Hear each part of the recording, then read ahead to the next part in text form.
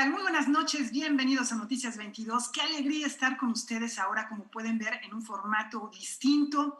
La gente de Canal 22 allí en la cabina, la menor cantidad posible, y los conductores, a quien me da muchísimo gusto saludar, mis compañeros Wilmansin Rodríguez, Rafael García Villegas. ¿Cómo están, compañeros? Qué gusto saludarlos. ¿Qué tal, Laura? ¿Qué tal, amigos? Pues sí, es un gusto vernos de esta manera, las posibilidades que nos da la tecnología y también las posibilidades de mantenernos próximos. En la historia de la humanidad, únicamente en un par de ocasiones ha habido una pandemia que llegue a todos los continentes. Ha sido el caso de la española hace casi un siglo, poco más de un siglo. Y en esta ocasión, ¿cuál es la diferencia? Que hoy estamos conectados y eso no es poca cosa. De alguna manera no podemos tocarnos, pero sí podemos vernos y sentirnos. Así es, mi querido Hueman, Laura, amigos del auditorio, muy buenas noches también a Laura Regis en la traducción de lenguas de seña mexicana. Gracias por acompañarnos y ojalá después de este confinamiento salgamos a las calles siendo diferentes, siendo más conscientes, siendo más perceptivos, más congruentes con nuestro pensar, que esto sea una lección finalmente y siguiendo las recomendaciones, por supuesto. Quédense también ustedes en casa y qué mejor que viendo Canal 22 porque tenemos mucha información, Laura. Efectivamente, y algo que la verdad no tiene desperdicio, es un programa que se lanzó hace un mes por parte de la Secretaría de Cultura, justamente se llama Contigo en la Distancia, y si no le han echado un ojo, si no lo han visitado, de veras que se pierden de mucho porque hay para niños, hay para adultos, para toda la familia, cine, obras de teatro, también pueden descargar libros, ver conciertos. Vamos a ver más de lo que nos ofrece esta plataforma. Fue a mediados del mes de marzo que los cines, teatros, museos, galerías y demás espacios culturales comenzaron a cerrar sus puertas gradualmente en toda la geografía nacional. No obstante, la actividad cultural no cesó y, con suerte, jamás deberá hacerlo. En medio de esta emergencia sanitaria, el mundo virtual y las tecnologías digitales se afianzaron como valiosos aliados del arte y la cultura. Muestra de ello es la plataforma Contigo en la Distancia, que cumple su primer mes de existencia como una alternativa para que la población pueda ejercer su derecho a la cultura sin salir de casa.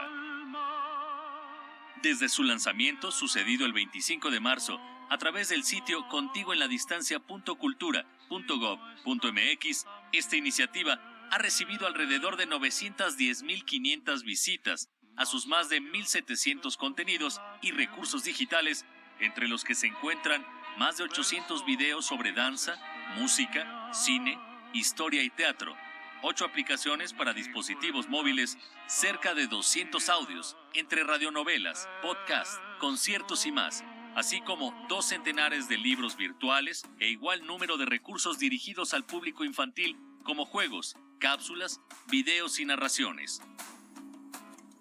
Asimismo, a inicios de este mes, un aproximado de 26,000 personas disfrutó vía online y de manera gratuita el primer festival Contigo en la Distancia, donde una decena de artistas compartieron sus talentos a nivel nacional. Este evento, además, fue visto en directo por 24,623 espectadores en Twitter y 380,778 en Facebook Live. Un éxito por donde se vea.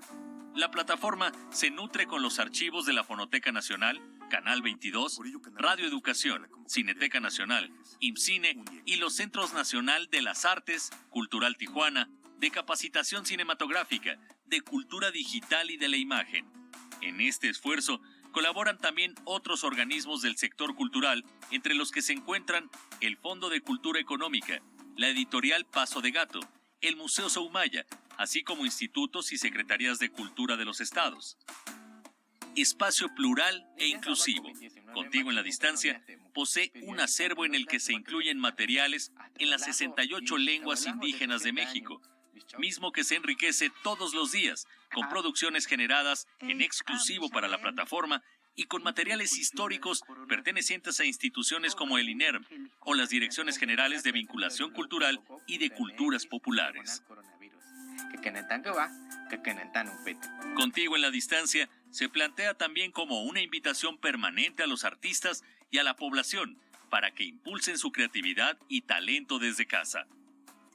Por ello, se han lanzado convocatorias como Contigo en la Distancia, Movimiento de Arte en Casa, que recibió 3.660 postulaciones y otorgará apoyos a 1.351 proyectos. El despliegue artístico y cultural en Contigo en la Distancia no se detiene. Ya se preparan nuevas convocatorias, así como un segundo festival de música en línea. De igual forma, la Compañía Nacional de Ópera y la Orquesta Sinfónica Nacional han iniciado sus temporadas virtuales, que habrán de continuar durante todo el mes de mayo. Aún en los momentos más difíciles, el arte no descansa. Bueno, a propósito de este festival que escuchamos en la nota, pronto va a ocurrir, va a ser el próximo viernes en el programa Cultura en la Distancia. Nosotros dentro de estos días le iremos dando todos los detalles para que no se lo pierda. Y tiene también opción de consultar diferentes actividades artísticas y culturales de las que genera la máxima casa de estudios, la UNAM. La Coordinación de Difusión Cultural ha presentado una estrategia muy interesante y también una oferta bastante atractiva. La actividad cultural y artística que ha generado la UNAM en los últimos años se encuentra disponible en la página Cultura en Directo. Esta plataforma que ofrece de manera totalmente gratuita y abierta para cualquier persona contenidos culturales en formato de video bajo demanda, que pueden ser muy interesantes para estos momentos de encierro y que venimos trabajando desde hace más de un año en esta plataforma. Es un espacio diseñado por la Coordinación de Difusión Cultural de la UNAM que tiene el propósito de ofrecer en videos de alta calidad la oferta que se produce en la universidad. Se trata de una serie de videos de diferentes géneros. Tenemos cine, teatro, música de concierto, conferencias, charlas, cursos, danza, en fin, una gran variedad. Tenemos más de 121 títulos a disposición desde esta plataforma. Conciertos de la FUNAM, lecturas vivas, actividad del Festival Internacional de Teatro Universitario, del Festival El Aleph, piezas coreográficas y documentales se encuentran disponibles en la página Cultura en Directo. Un espacio que además de servir para difundir estos contenidos, contribuye a mantener la memoria de lo que sucede culturalmente hablando en nuestra universidad. Noticias 22, Óscar Cortés. Y les platicamos que ayer se celebró el Día de la Propiedad Intelectual. El tema hacia el futuro es la sustentabilidad, también el planeta verde, que es un momento de reflexión, lo hemos subrayado de manera particular, y cómo funciona y cómo se vincula con la propiedad intelectual, cuál es el futuro de esta libertad de creativa y que se defienda a su vez los derechos de hacerlo. Vean esta siguiente nota. En el marco del Día Internacional de la Propiedad Intelectual, se llevó a cabo un conversatorio en línea para reflexionar sobre el papel de los institutos encargados de proteger la propiedad industrial y los derechos de autor en nuestro país, así como la posible fusión de dichos órganos en un instituto unificado de propiedad intelectual. En el diálogo participaron expertos en ambas vertientes del derecho intelectual. El día de hoy tenemos dos puntos muy importantes, que es por un lado el derecho de autor, que está dirigido al aspecto cultural, a la parte creativa, y por otro lado la propiedad industrial, que se enfoca al tema de la innovación. Entonces tenemos dos temas diferentes. Dentro de la plática se desarrolló en esos dos sentidos. El punto era si es factible, por lo menos en México, la unificación del instituto, pudiera ser un instituto global o un organismo global donde se abarque tanto el derecho de autor como la propiedad industrial. En nuestro país, el Instituto Nacional de Derechos de Autor, INDAUTOR, es un órgano desconcentrado de la Secretaría de Cultura, mientras que el Instituto Mexicano de Propiedad Industrial, INPI, es un organismo descentralizado de la Secretaría de Economía. En uno se atiende a usuarios, se atiende la parte, decía yo, de la innovación, y puede ir cualquiera, personas físicas, personas morales, mientras que en la parte del derecho de autor, nosotros a lo que atendemos básicamente es a creadores. creadores, que es a lo que enfocamos todo lo que se refiere a la cultura. El director general de Indautor, Hugo Contreras, recordó que este órgano está enfocado fundamentalmente en la protección de la creación cultural nacional. Dentro de los trabajos que estamos llevando a cabo y que además atendemos en el Instituto Nacional del Derecho de Autor, encontramos que siempre la parte primordial son los creadores. La parte de la sensibilidad, todo lo que representa un artista. Decíamos, un artista no necesariamente como autor de una obra, sino también como intérprete, como ejecutante de aquello que ya fue creado. Vemos así que también como parte fundamental de esto encontramos a la cultura nacional. Estamos trabajando entonces en todo lo que tiene que ver con los derechos colectivos para que se tenga una protección integral de lo que es la cultura nacional. No solamente las creaciones que al día de hoy se van dando en el día a día, sino también todo lo que forma parte de nuestro México. Al finalizar la conversación, en la que también participaron Silvia Raut, especialista en propiedad industrial, y José Luis Caballero, especialista en derechos de autor, se llegó al acuerdo de que la unificación de dichos institutos no es factible por la naturaleza meramente mercantil del INPI y la parte cultural del Indautor. El día de hoy, con esta plática que tuvimos, digamos que esa fue la conclusión, que cada uno de los institutos tiene materias que atender, la parte sustantiva, lo más importante, puede ser tratado de manera exclusiva por ellos. Con información y texto de Omar Vera, Óscar Helguera, Noticias 22. Bueno, antes de la pausa les tenemos una invitación. Se trata de un programa muy especial de La Oveja Eléctrica. Es mañana martes a las 9:30 de la noche. Así que bueno, se quedan en Noticias 22, desde luego, se siguen con Debate 22 y luego La Oveja Eléctrica. ¿De qué se trata? ¿Quién va a venir como invitado? ¿Cuáles son las sonoridades, las voces de la ciencia que se van a escuchar? Mejor dejemos que sea Pepe Gordon quien nos invite y después nos vamos a la pausa. ¿Cómo podemos entender la estructura del COVID-19 y las formas con las que la ciencia busca enfrentarlo? Hablaremos de este interesante tema con el doctor Antonio Lascano, quien nos preparó un modelo muy ingenioso y didáctico para visualizar lo que sucede. En este programa especial de La Oveja Eléctrica en Canal 22, el doctor Lascano nos habla de los esfuerzos de la ciencia para crear vacunas y medicamentos contra los virus. Así como los músicos han salido a cantar en los balcones, tanto reales como virtuales, y crean armonías a pesar de la distancia, la ciencia también sincroniza las voces del conocimiento, a pesar del confinamiento, e investiga incansablemente nuevas avenidas para enfrentar al COVID-19. Los esperamos en La Oveja Eléctrica en Canal 22, este martes 28 de abril a las 9:30 de la noche.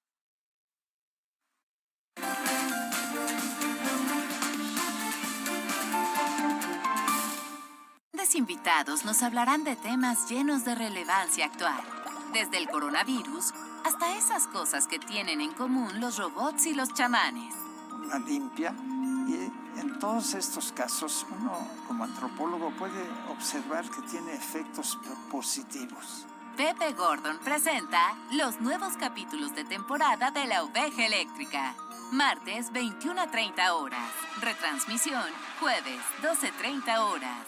En México está creciendo la esperanza, un movimiento que se vuelve cada día más grande con la honestidad, las propuestas y la alegría de nuestra gente. Estamos unidos y eso nos hace más fuertes para transformar lo que parecía imposible cambiar. En cada ciudad, en todas las regiones, somos más los mexicanos con Morena y contigo seremos la mayoría que va a comenzar un nuevo capítulo en la historia de México. Vente a Morena, la esperanza de México. Juntos haremos historia. ¿Qué te pasa? Uno de los hombres del asilo me ha hecho una visita no demasiado agradable. Hay verdades que se hilvanan entre el amor y la guerra. Sira, cuéntame en qué estás metida. Quítate la camisa. Aún estás a tiempo de echarte atrás. No tenemos mucho tiempo. El asilo ha mandado 2 hombres a la estación para que acaben contigo. El sombrero. El sombrero debió ser la confirmación. El tiempo entre costuras. Final de serie. Lunes 27 de abril a la medianoche.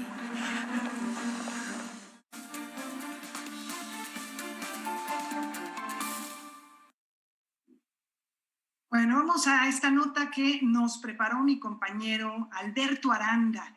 ¿Y a dónde nos va a llevar? Vamos a Majahuala. ¿Cómo vivían los mayas de la costa de la península de Yucatán en el 1200 después de Cristo? ¿Con quién se comunicaban y mantenían un intercambio? Todo esto, en un futuro, lo podríamos conocer gracias al más reciente descubrimiento que se hizo en Mahahual, Quintana Roo. Este es el último periodo histórico, es el posclásico y corresponde de 1200 a 1546. Y es una característica muy interesante que tiene este asentamiento porque ya estamos hablando de una época en la que no se estila tanto la grandiosidad de los edificios, la grandiosidad del urbanismo, sino una cierta decadencia de la cultura. Los arqueólogos suponen que este asentamiento se debió a un cambio importante en su vida, ya que tuvieron que emigrar hacia la costa. En superficie pudimos ver las construcciones, las plataformas, los restos de las casas, las huertas, pero no hemos encontrado material que nos hable fehacientemente de la época que le acabo de mencionar. Por ejemplo, le estoy diciendo 1200, 1546, pero bueno, ese es el marco al que estamos acostumbrados, pero hay que excavar para poderlo comprobar. Y bueno, lo más seguro es que sí encontremos esas fechas a través de la cerámica, de materiales líticos, de los propios entierros y de las características que nos pueden dar más información. Y no hemos encontrado, porque no nos hemos dedicado a buscar eso, el área cívico-religiosa, es decir, el área nuclear debe estar hacia el norte del sitio arqueológico, porque pues lo único que estamos haciendo es saber qué estaba sucediendo en ese fragmento del sitio arqueológico.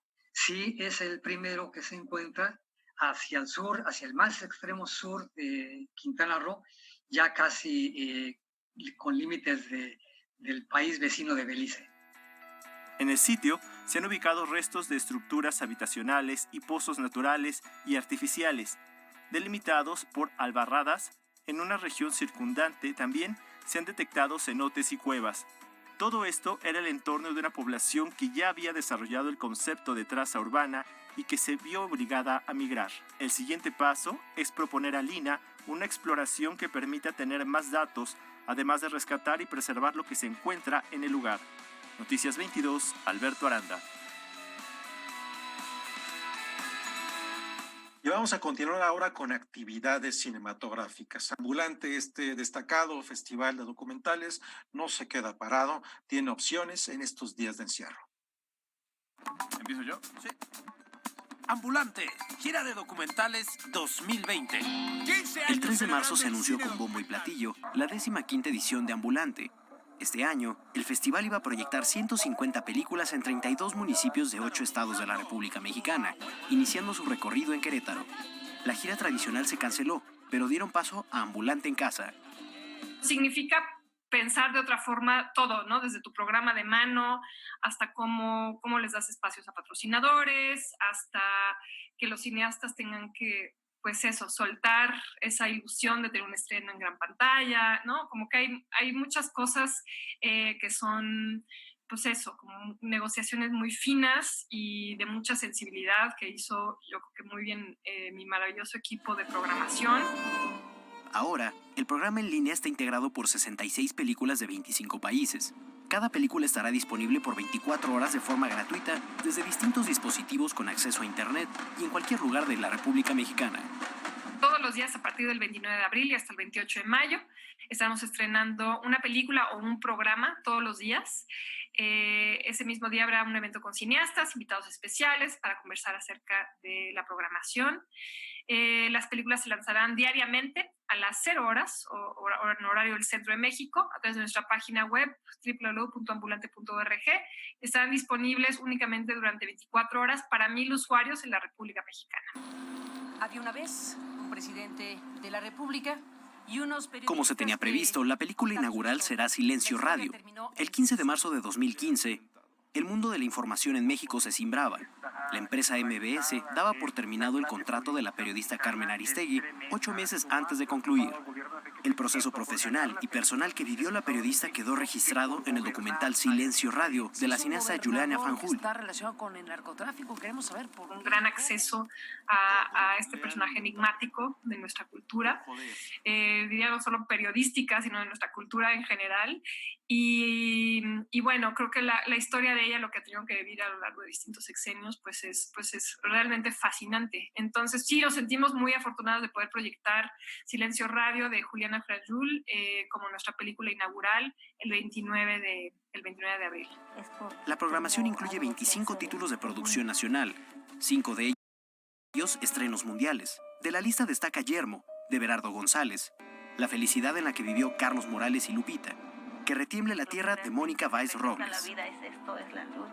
Con información y texto de Julio López, Rodrigo Peredo, Noticias 22. No en otra parte.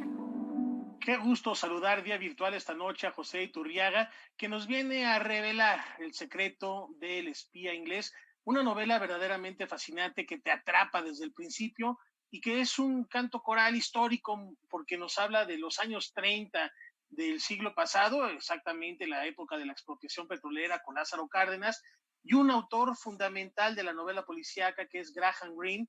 Qué sorpresa al revisar esta historia, José, muchas gracias por acompañarnos. Descubrimos que Graham Greene pertenecía al mismo equipo de James Bond. ¿Cómo estás? Muy buenas noches. Muy buenas noches, qué gusto verlos. Y efectivamente es una sorpresa para todos los lectores de Graham Greene, sin duda uno de los más grandes novelistas ingleses del siglo XX. Es una sorpresa el enterarse que era miembro del servicio de espionaje británico en el exterior.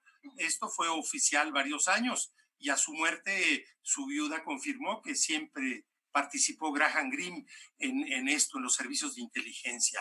Eso fue lo que me dio la idea de hacer esta novela, porque precisamente vamos siguiendo los pasos al viaje que hizo Greene por México de 2 meses en 1938, precisamente en los días de la expropiación petrolera, marzo y abril, estuvo él aquí. Entonces, la novela se maneja en 2 planos temporales. Por un lado, Greene, ya anciano a punto de morir a los 86 años, en Suiza, donde falleció, que está rememorando su viaje mexicano. Pero por otro lado, en capítulos alternos con los de Greene, está Lázaro Cárdenas, también él en momentos de su propio sexenio, también recordando su infancia y toda su trayectoria política y militar, para que finalmente a lo que nos lleva la novela es a que los lectores pueden interiorizarse, por un lado, en la vida de este gran novelista, y por otro lado, en la vida del más grande presidente que tuvo México en el México posrevolucionario. Pero aquí hay que decir algo muy importante que es de las partes fundamentales de la novela, que es el que Greene escribió 2 libros acerca de su viaje mexicano, y el libro, que es un diario de viaje, que llamó, el título es muy revelador, lo llamó Caminos sin ley, por supuesto se refiere a nuestro país. Es un libro profundamente antimexicano. Entonces, ahí nos vamos dando cuenta cómo con gran coraje, ira, iba escribiendo Greene en contra de nuestro país. ¿Por qué? Bueno, resulta que Greene nació protestante, pero se convirtió al catolicismo a los 22 años de edad. Y los conversos a una religión suelen ser, como dice el dicho, más papistas que el Papa.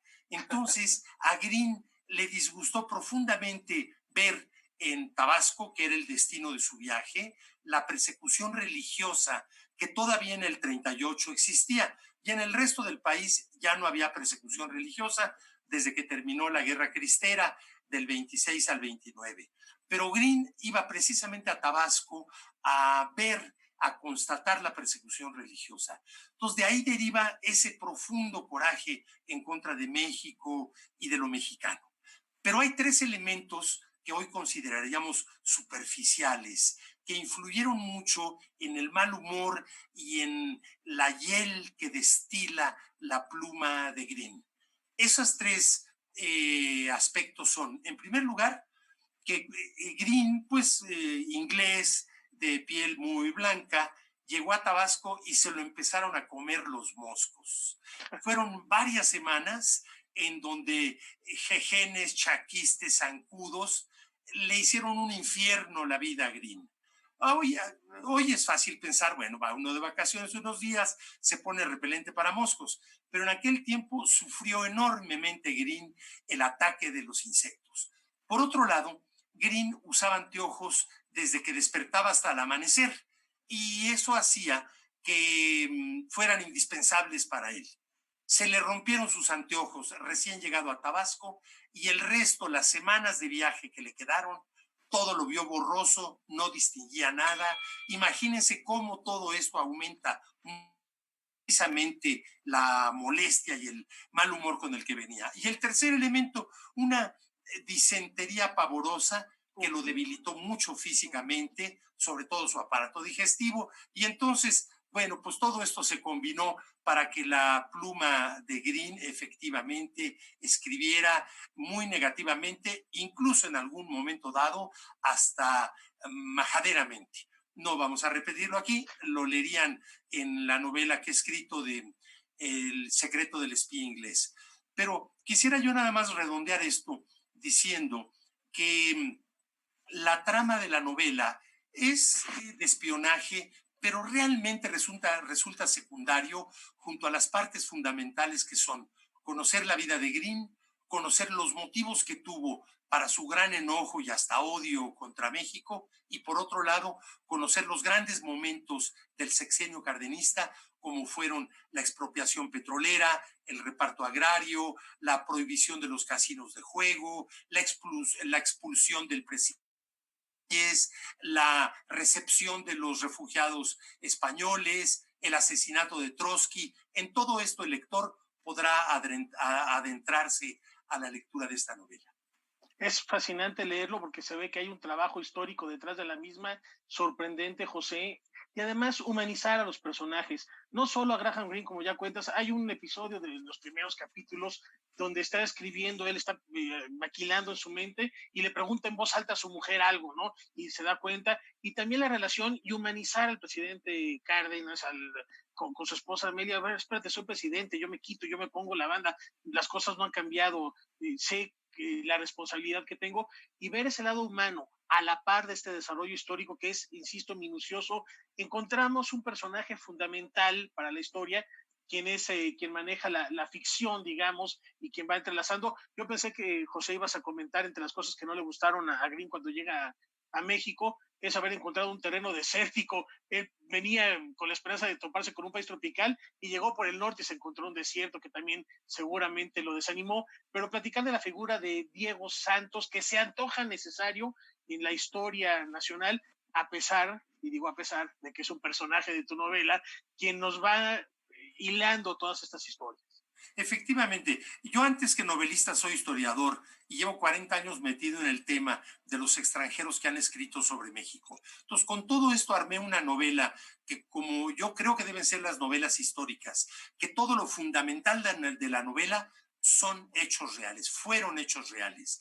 Claro, la parte de ficción está este personaje, Diego Santos, que invento precisamente, como dijiste bien, para irle dando hilación a la trama y para una ciertos juegos literarios que permiten poner en su boca algunos aspectos importantes que no quedan ni en la boca de Green ni en la de Lázaro Cárdenas. Pero ese otro aspecto que mencionas de humanizar a los personajes, ciertamente a mí me gustó mucho meterme en la vida privada de Green y en la vida privada de don Lázaro, que no es difícil pensarlo, porque como fue tan larga su expresidente, muchos años para darnos cuenta que don Lázaro no cambió por ser presidente. Él siguió siendo el hombre que había sido desde su adolescencia, un gran hombre. Don Lázaro ni siquiera acabó la primaria, se formó a sí mismo y no obstante llegó a ser quien fue y de un tamaño extraordinario en nuestra historia. Pues ahí está la invitación, José Iturriaga, para ya no spoilearle más a los amigos del auditorio, El secreto del espía inglés de Grijalvo, que además se puede conseguir en línea, que además pueden comprarlo y descargarlo en sus teléfonos móviles. Es de verdad una historia entrañable, insisto, Diego Santos. Yo no sé si estás guardando un secreto de Estado y también seas un espía, José, pero Diego Santos, si fue un espía y existió, hay que develar su identidad. Agradecemos mucho que nos compartas esta historia y que traigas a cuento pasajes de la historia de México que son necesarios recordar para entender el presente. Por ahí también hay un pasaje donde Green habla de la prensa en México, dice, eso lo leo todos los días, y así se va formando el criterio y el imaginario de los mexicanos. El secreto del espía inglés de José Iturriaga. Muchas gracias por acompañarnos esta noche. Te lo agradezco mucho a ti y a todos ustedes. Gracias. Un fuerte abrazo. Pues ahí está la recomendación para leerlo cuanto antes. Yo sé, mi querido Weyman, que tú también eres un fanático, no solo de las novelas históricas, sino de manera particular de los escritores extranjeros que han pisado nuestro país. Así es, Rafael, amigos, en muchas ocasiones he estado, primero, lo que me gustan mucho son los libros de viajes. ¿Qué es lo que escriben esos creadores, esos escritores cuando están de viaje y cuando tienen todas esas percepciones de su entorno? Ahora que escuchaba en torno a esta novela, tu conversación, estaba pensando un poco también en todas esas cosas que vio Mayakovsky cuando llegó a México, que le parecía que era terrible, que no había sido real esa tal revolución, veía mucha desigualdad, veía gente armada todavía, etcétera, etcétera. Una recomendación muy pertinente también porque aunque parece que eso ocurrió hace mucho tiempo, en términos históricos estamos en la misma página del libro.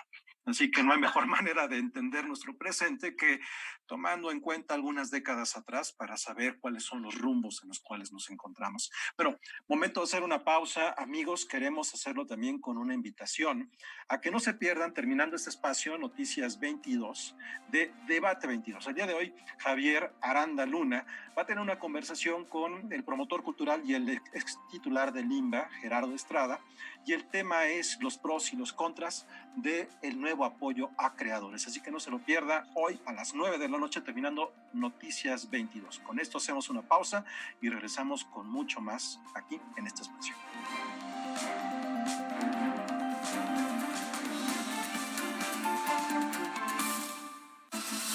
Aquí haremos un recorrido de gran agilidad visual y precisión descriptiva a través del conjunto de tesoros arquitectónicos custodiados por el patrimonio nacional. Los cristianos conversos, moriscos y sarracenos aportaron exotismo frente a la austeridad de los arquitectos hispanos, cuyo fundamento era la piedra.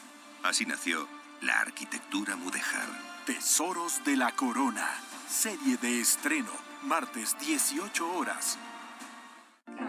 Busquemos juntos el trabajo del lenguaje que hay detrás de sus canciones favoritas. La poeta Julia Santibáñez ahonda en las letras de los músicos actuales. Lo que más me importa es que suene bien, ¿no? Y que obviamente que diga algo, ¿no? Sabe hacer una metáfora o sabe hacer un juego de palabras o así, todo aprendido de la pura cultura del rap. Entonces eso también está fuerte y está bueno. Metáforas, miércoles, 17:15 horas, por Canal 22. La cultura se ve en todas partes. Ahora que estamos en cuarentena y que no podemos salir de casa, nosotros le hemos dado un giro. Haremos un recorrido por lo más destacado del acontecer cultural. Esta propuesta y reflexión sobre el cuerpo como soporte de la obra artística nos lleva, conscientes o no, a reinventarnos. Todos los puntos de vista, así como eventos, espectáculos y tendencias en todo México. Y hay que ver cuán mortífero finalmente termina siendo. Weymansi Rodríguez presenta Semanario N22, sábados 18:30 horas.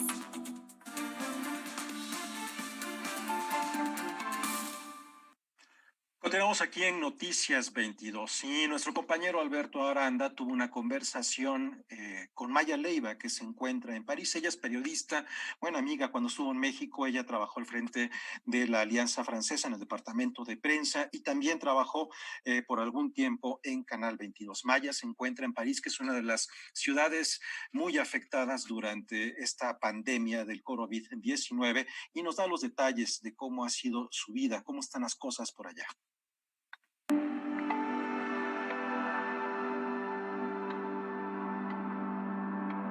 Al principio fue un poco como una bomba, o sea, y te digo, veíamos lo que pasaba en Italia, etcétera, pero como que de repente piensas, no, aquí no va a pasar, aquí va a ser diferente, no nos va a caer, y de repente, o sea, te dicen ya te tienes que quedar en tu casa. Muy rápido las reglas fueron muy drásticas. O sea, aquí para salir solo puedes salir 1 hora al día a menos de 1 kilómetro de tu casa con un permiso. No hemos salido casi. Yo he hecho, por ejemplo, la compra por internet. Eso sí, todas unas reglas de sanidad como muy fuertes, ¿no? De limpiar absolutamente todo, desinfectar, dejo todo en la entrada durante 4 horas. Después con jabón limpio de todo, con guantes, antes de meter todo al refri, de guardar las cosas, me baño después, o sea, no dejo, sí hay como todo un proceso bastante fuerte porque el virus se queda en los materiales.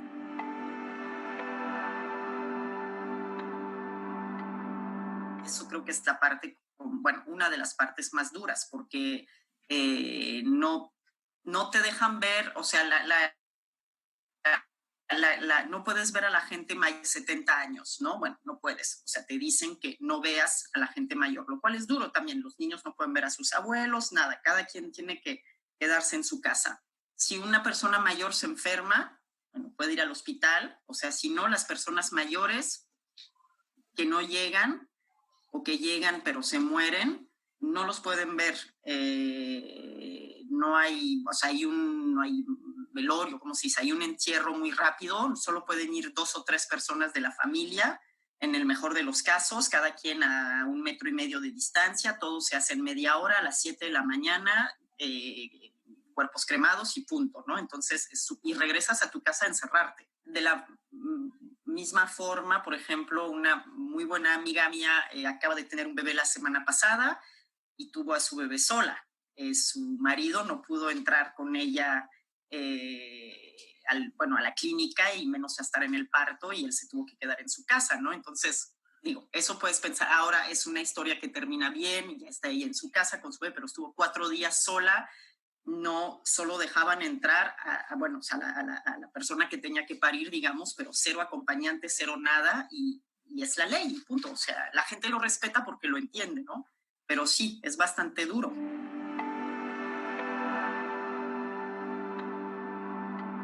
Mira, creo que como todos, parece que estamos en una serie de ciencia ficción, ¿no? O sea, de repente estás como diciendo, no lo puedo creer. O sea, realmente me hubieran dicho en un guión hollywoodense, todos encerrados en sus casas porque ahí les viene el virus y yo hubiera dicho, bueno, qué bueno el guionista. Tengo la suerte que tengo una ventana que da a la calle. Eso es algo bien lindo que también te quería comentar que ha sucedido, es la solidaridad. Nosotros, desde que empezó eso, hicimos un grupo de vecinos de WhatsApp, donde están todos los vecinos que viven en el edificio. Bueno, en el fondo nunca nos habíamos hablado realmente, ¿no? Hola, adiós, ¿qué tal? En la escalera. Bueno, de repente hay una solidaridad que nació entre la señora de arriba, que está un poco más grande, que vamos, le hacemos la compra, saber si todo el mundo está bien. Justamente a una de las vecinas le dio el COVID, entonces estar pendiente, ¿cómo estás? ¿Todo bien? Saber que estaba bien. Nosotros, en fin, no sé, fue Pascua ayer, todos los vecinos dejaron chocolates en la puerta para Lea. El 11 de mayo empezamos a salir de la cuarentena, pero empezamos a salir de la cuarentena, no todo el mundo a la calle. Entonces, no, justo como dijo eso, las escuelas, no todas las escuelas, a lo mejor no todos los niños, a lo mejor niños clase lunes y miércoles y luego por la mañana, por la tarde, en fin, no todo al mismo tiempo, las empresas que los asalariados vayan a trabajar, toda la parte de cultura, de lugares públicos sigue cerrada hasta nuevo aviso, o sea, eso no retoma. También eso, el tema de las fronteras. Hasta ahorita dijo que las fronteras siguen cerradas hasta nuevo aviso. Eso todavía no sabemos cuándo abren las fronteras transnacionales fuera de Europa. O sea, parece también una locura pensar que no puedes moverte, ¿no? O sea, el tema de viajar internacionalmente. No, sí, es como, va a cambiar muchas cosas, definitivamente. Bueno, esto es parte de la realidad que se vive en Europa, amigos, Laura, Rafael. Gracias a este tipo de plataformas, pues es más fácil hoy que podamos hablar con muchas otras personas alrededor del mundo. Y estaba yo hablando, les comentaba hace un momento antes de entrar al aire, con Juan Casamayor. Juan Casamayor es el editor de Páginas de Espuma, esta editorial hermosa, que lo mismo tiene los cuentos completos de Bram Stoker, de Edgar Allan Poe, o también las nuevas Socorro Venegas o de Chimal, de Alberto Chimal, entre otros escritores.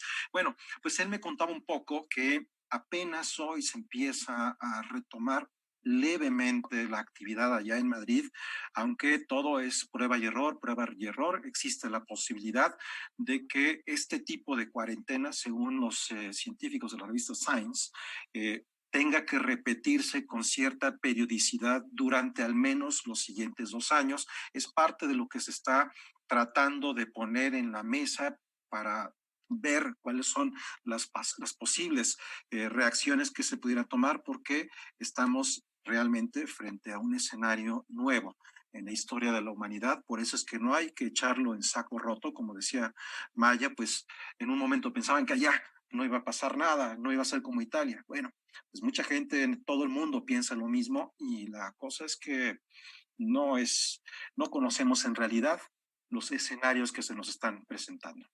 Y lo decíamos hace unos instantes, las cosas van a ser diferentes y también tenemos que concientizarnos de lo que está sucediendo para que esa diferencia sea positiva y de verdad estos hábitos que nos estamos orillando a seguir repercutan de manera benéfica para lo que venga, y esperemos que lo que venga sea pronto. Y continuamos este recorrido en Europa. Laura, tú nos tienes otra propuesta. Bueno, fíjense que uno de los países que hemos estado siguiendo muy de cerca, como es lógico por la cantidad de contagios y por ser uno de los países más dañados por el COVID-19, es Italia. Justamente, leía que ayer fueron 260 fallecimientos, que no es poca cosa. Cada vida cuenta, cada vida es importante. Sin embargo, hay un descenso. Había habido un pico de 450, 440, por esas cifras se habían estado dando, y ahora empezó ya el descenso de número de fallecidos. Hay muchas personas que aún están en terapia intensiva y esto también es importante. Sin embargo, bueno, el panorama muestra que sí hay un descenso en los contagios y por lo menos en los fallecimientos. Vamos a ver cómo lo ve uno de sus habitantes allá en una ciudad que fue considerada aquella en la que se encontró el paciente cero, es Piacenza. Nos vamos en la provincia de Emilia-Romagna para platicar con Paolo Curto. Esto fue lo que me dijo hace un par de días que tuvimos la posibilidad de conversar un ratito.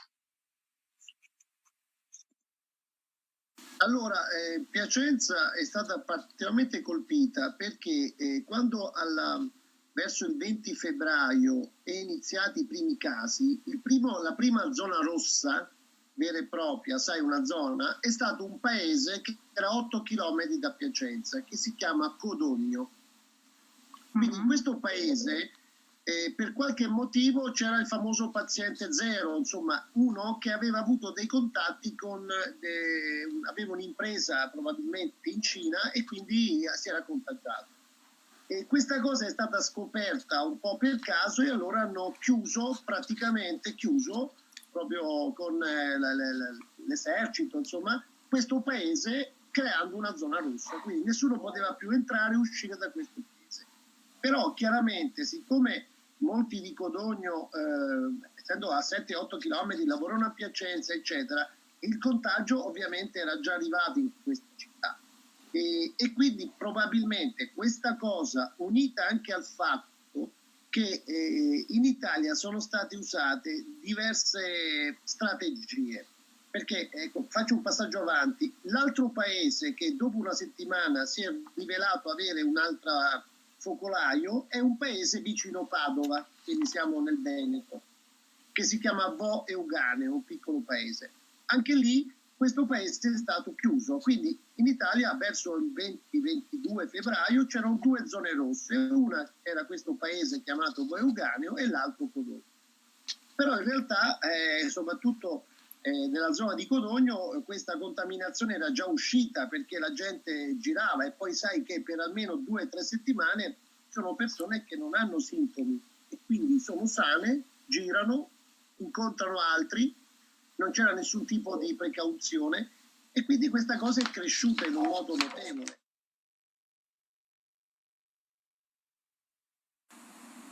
Paolo, tú eres responsable de calidad de Stilmas, una de las mayores proveedoras de la industria farmacéutica en el plano internacional. Por su naturaleza, pues es una industria que no puede parar justo en este momento. ¿Cómo lo están afrontando? No, infatti allora le aziende farmaceutiche, che in questo senso noi siamo stati fortunati, nel senso che tutto il nostro gruppo, la Stilmas, ma anche la DOC, che è una società che io dirigo, che fa parte della Stilma, che si occupa di convalide, di servizi per il mondo farmaceutico, di fatto non si è mai fermata, anche quando il governo ha stabilito l'8 di marzo, il 23 di marzo ha stabilito la fermata delle attività produttive, il lockdown di tutta, si può dire, l'Italia. La Stilmas, il nostro gruppo, faceva parte della filiera farmaceutica, cioè di quelli che servono all'industria farmaceutica. Non siamo mai fermati, però abbiamo attuato delle procedure, anche perché noi, avendo una fabbrica in Cina, siamo stati in un certo senso, abbiamo visto in avanti, cioè abbiamo vissuto la Cina di gennaio e abbiamo applicato fin dall'inizio subito le procedure cinesi, cioè abbiamo portato a casa tutte le persone che potevano lavorare a casa, lo smart working.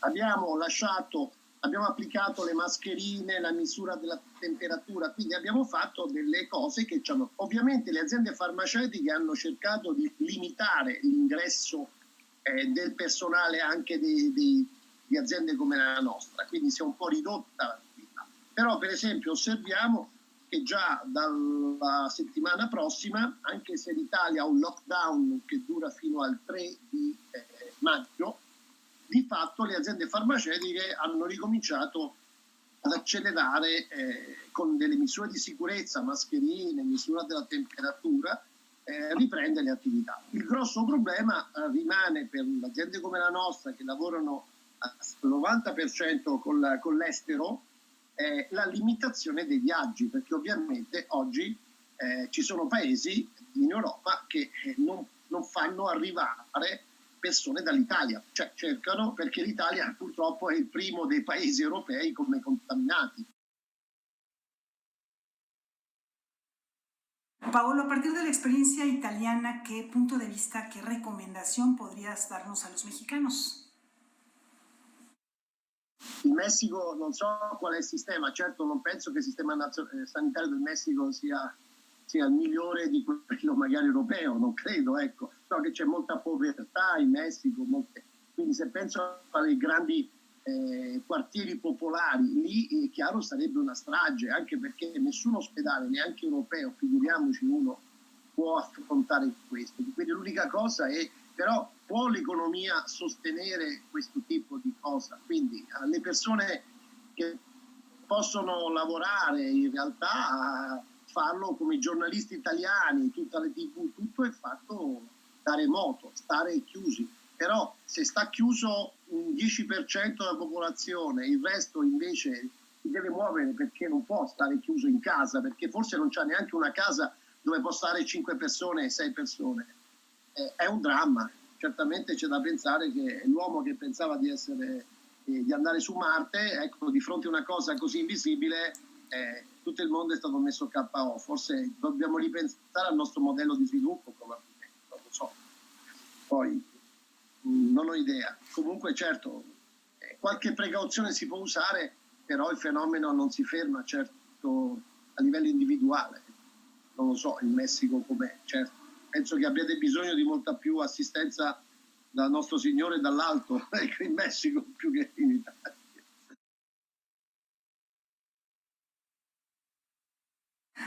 Bien, Paolo Curto, muchísimas gracias por tus palabras.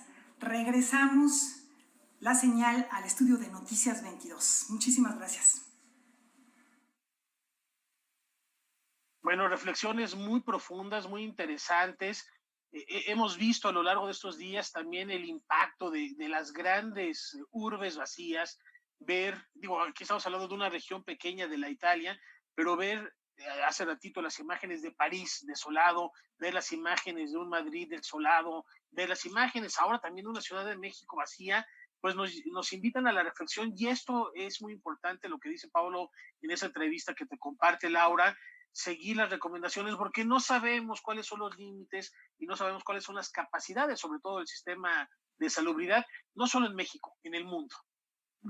Sí, como él decía, bueno, si un sistema de salud de países europeos que tienen en su mayoría realmente sistemas muy, muy completos, muy bien organizados, y muchos de estos países, como es el caso de la misma Italia y de Francia, con un sistema que tiene cobertura muy amplia en la población, bueno, pues no han podido tener la tranquilidad de poder recibir a toda la población. Ha habido momentos en los que ha habido una cierta saturación en muchas de estas ciudades, así que bueno, por eso es que nosotros insistimos, y también las autoridades de salud de México insisten en que se lleven a cabo todos estos protocolos. Ahora, esto está ocurriendo en Italia, parece, si nos vamos a otra parte del mundo, también allá en Europa, para que nos enteremos de lo que está pasando. ¿A dónde vamos a ir, Mansi? Pues mira, Laura, Rafael, amigos, cuando uno está trabajando en esto, pues conoce a gente de todo el mundo, y les he solicitado a algunas personas que han tenido la gentileza de responder y que pueden verlo en Noticias 22 Digital, en nuestro portal, y en el perfil de Facebook, cuáles son las reflexiones a las que nos lleva el encierro, o qué es lo que podemos pensar en este momento en el que todo se está frenando. Y entre las personas que han respondido está, por ejemplo, Alex Steger, poeta, narrador, él es de Eslovenia, está Selman Sira, que es una gran traductora y la traductora de Tolstoy, y otra persona es José Luis Peixoto, él es escritor, es uno de los más destacados de su país. En México está editado por editoriales independientes como Cuadribio o como Arlequín, y él nos habla de la importancia de pensar hoy la cultura y la literatura. Hola, soy el escritor portugués José Luis Peixoto y por supuesto os hablo desde Portugal, desde la ciudad de Lisboa. Aquí estamos viviendo estos tiempos en casa. En realidad hace ya más de un mes que estamos en casa, y sin duda que una gran ayuda para pasar este tiempo ha sido el arte y muy claramente la lectura.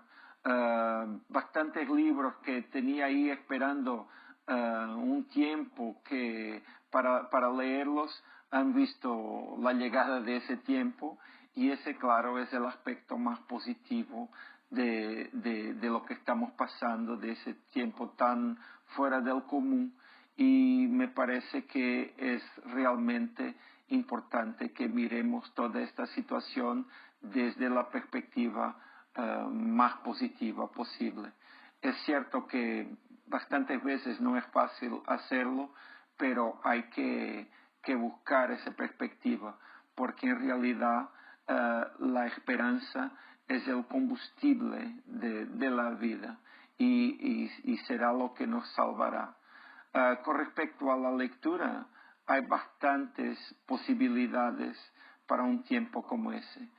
Tanto la lectura más ficcional, la lectura que nos lleva a buscar mundos dentro de nosotros y dentro de las posibilidades que conocemos, como también la lectura más factual, esa literatura y esa lectura que nos lleva a conocer mundos que están lejanos, pero que sin embargo existen y que son también posibilidades. Si puedo hacer una sugerencia, doy el consejo de que busquen autores portugueses.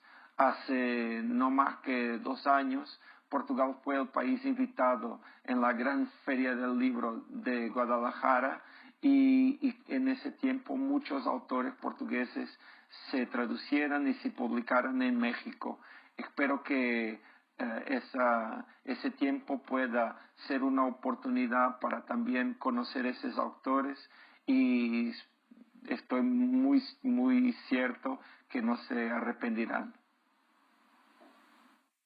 Y por supuesto también la recomendación a leer a Luis Peixoto, porque es imperdible ahora que estamos en estas recomendaciones literarias. Él no lo dice por humildad, pero hay que leer al maestro Peixoto. Y también hay que darse una vuelta a los museos de manera virtual, por supuesto. El Museo de Arte Carrillo Gil celebra la Noche de Museos a partir de hoy y hasta el próximo miércoles, con una serie de actividades muy atractivas, hasta el fin de semana, con una serie de actividades muy atractivas. Lo único que tienen que hacer es visitar la página que aparecerá en su pantalla del Museo de Arte Carrillo Gil y podrán tener recorridos virtuales, conferencias, alguno que otra actividad interactiva, todo gracias a las nuevas tecnologías. Así que la invitación es a ingresar en este momento a la red y por supuesto viajar con la imaginación. Hecha esta recomendación, nos vamos a una brevísima pausa. Hay más aquí en Noticias 22.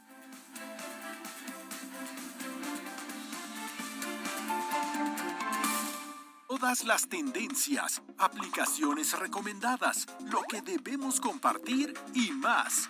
Gaby Tlaseca presenta Malditas Redes Sociales. México es el 8º lugar en la lista de países con las personas que más horas pasan conectadas a las redes sociales. Sin embargo, yo les digo, yo tengo otros datos. Viernes 21 a 30 horas, retransmisión, domingos 18 horas. ¿Cómo podemos entender la estructura del COVID-19 y las formas con las que la ciencia busca enfrentarlo? Hablaremos de este interesante tema con el doctor Antonio Lascano, quien nos preparó un modelo muy ingenioso y didáctico para visualizar lo que sucede. En este programa especial de la Oveja Eléctrica en Canal 22, el doctor Lascano nos habla de los esfuerzos de la ciencia para crear vacunas y medicamentos contra los virus. Así como los músicos han salido a cantar en los balcones tanto reales como virtuales y crean armonías a pesar de la distancia, la ciencia también sincroniza las voces del conocimiento a pesar del confinamiento e investiga incansablemente nuevas avenidas para enfrentar al COVID-19. Los esperamos en la Oveja Eléctrica en Canal 22 este martes 28 de abril a las 9:30 de la noche. ¿Qué te pasa? Uno de los hombres del asilo me ha hecho una visita no demasiado agradable. Hay verdades que se hilvanan entre el amor y la guerra. Sira, cuéntame en qué estás metida. Quítate la camisa. Aún estás a tiempo de echarte atrás.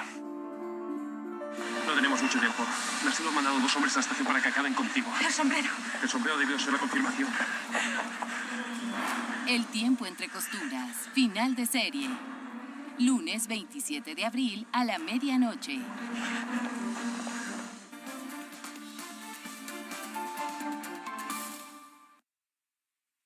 En esta temporada, la Filmoteca de la UNAM se pone a tono y comienza sus clases en línea. Cumpliendo con el compromiso de atención a la comunidad universitaria y al público en general, la Filmoteca de la UNAM iniciará cursos de cine en línea, ahora con valor curricular académico. Las actividades comienzan con el curso Historia e Historias del Cine Mexicano, que impartirá el escritor y periodista Sergio Huidobro, donde a partir de una serie de películas seleccionadas se analizará y discutirá sobre la historia, identidad, géneros, temas e industria del cine mexicano. Las sesiones se realizarán a través de la plataforma Zoom los lunes y miércoles del 27 de abril al 27 de mayo. El curso está abierto al público en general, limitado a 15 personas. Los interesados encontrarán los requisitos de selección en la página de la Filmoteca de la UNAM. Además, la Filmoteca de la máxima casa de estudios anunció que compartirá a través de su página las sesiones de los cursos en línea, Introducción a la Historia del Cine Mexicano, impartido por Mario Barro, y guión del cortometraje Visión de la Pandemia, por Nancy Molina, que iniciaron el 7 y 8 de abril respectivamente. Para mayor información, visite las redes sociales y la página de la Filmoteca UNAM. Para Noticias 22, Omar Vera. Bueno, pues ya estamos a punto. ¿Sí? No, adelante, Laura, al final. No, a punto de despedir música. A ver, Rafa, cuéntanos qué personajazo, que la verdad es un gran intérprete de su instrumento, nos va a deleitar. Considerado el más grande chelista del siglo XX, Mislav Rostropovich, ya nos dice, gracias a Camus, gracias a Rodrigo, gracias a toda esa producción que están allá en el estudio, reconocer y celebrar su gran trabajo, y por eso ya nos están diciendo adiós y nos vamos. Gracias a ustedes, gracias Laura Hueman, hasta mañana. Nos vemos mañana y disfruten a Rostropovich.